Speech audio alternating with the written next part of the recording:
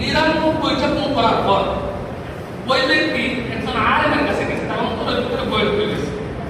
একজন মসজিদের ইমাম সাহেবের কাছে গেছে, যাওয়ার পর বলতেছে, হুজুর আমি তো 99টা গুণ করেছি, আল্লাহ কি আমাকে মাফ করে দিবেন? না, উনি ডাক দিয়ে বললেন, একটা গুনাহ করলেও আল্লাহ মাফ দেয় না, তুমি 99টা গুণ করছো, আল্লাহ তোমাকে মাফ দিবে না। ওই ব্যক্তি বলল, আল্লাহ যখন আমাকে মাফ দিবে না তাহলে তোমাকে বদল করে দিবে। ওই কথা বলে ওই আলেমকে ইমাম সাহেবকে গুণ করে ফেলল। কয়টা হলো? 100টা হয়ে গেল। 100টা হয়ে যাওয়ার পর অন্তরের ভিতরে আরো ভয় যাচ্ছে যে আমি তো যত মানুষ গুণ করছে তো করছি, একজন আলেমকে গুণ করছি, মসজিদের ইমামকে গুণ করছি, আল্লাহ আমাকে মাফ দিবেন। তখন আরেকজন আলেমের কাছে গেছে, যাওয়ার পর বলতেছে, হুজুর একটা দুইটা আমি 99টা গুণ করেছি, একজন আলেমকে আমি গুণ করেছি, আল্লাহ কি আমাকে মাফ দিবেন? আল্লাহ কি ক্ষমা দিবেন? হুজুর ডাক দিয়া বলেন, বান্দারে কান্না করার কোনো প্রয়োজন নাই, আল্লাহ রাব্বুল আলামিন চাইলে তোমাকে ক্ষমা করে দিতে পারেন, মাফ করে দিতে পারেন। অমুক জায়গায় একজন আলেম আছেন, বহু বড় একজন আল্লাহর ওয়ালি পীর সাহেব হুজুর আছেন, ওনার কাছে যাইয়া ওনার হাতে হাত ধরে যদি আল্লাহর কাছে তওবা করতে পারো, আল্লাহ রাব্বুল আলামিন তোমাকে মাফ করে দিবেন, ক্ষমা করে দিবেন। সুবহানাল্লাহ।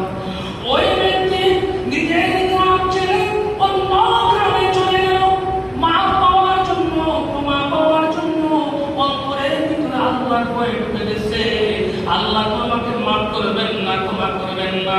ওই ব্যক্তি যখন ওই পীর সাহেবের বাড়ির মাঝামাঝি গিয়েছে, তখন আল্লাহ রাব্বুল আলামিন আহকামুল হাকিমিন আজরাইলকে ডাক দিয়া বললেন, আজরাইল রে, যাও ওই ব্যক্তির জানটা তুমি কবজ করে নিয়ে আসো। আজরাইল আলাইহিস সালাতু ওয়াস সালাম আসলেন, আসার পর ওই ব্যক্তির জানটা রোটা বের করে নিয়ে গেলেন। রোটা যখন বের করে নিয়ে গেলেন, তখন আসমান থেকে জান্নাতের ফেরেশতা আসলেন জান্নাতে নিয়ে যাওয়ার জন্য, জাহান্নামের ফেরেশতা আসছেন জাহান্নামে নিয়ে যাওয়ার জন্য। দুই দলের ফেরেশতার মধ্যে ঝগড়া লেগে গেল।